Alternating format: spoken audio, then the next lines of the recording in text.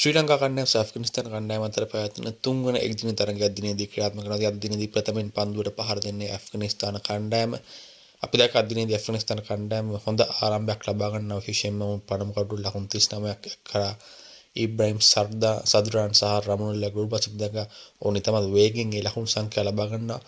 නමුත් ඉන්න අනතුරු අපි දැක්ක විශේෂයෙන්ම ශ්‍රී ලංකාවේ දඟ පන්දු යවන්න දෙන අද දිනේදී තාමත් හොඳින් පන්දු යවනවා.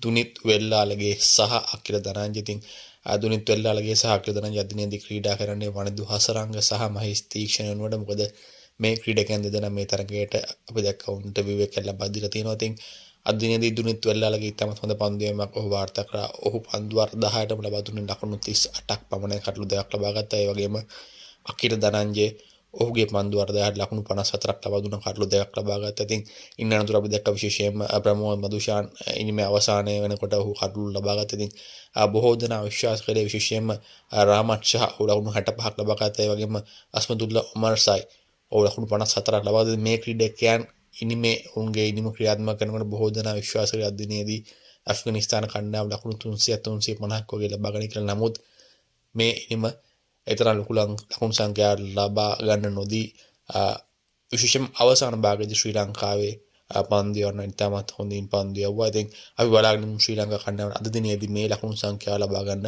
හැකි වේවිද කියලා.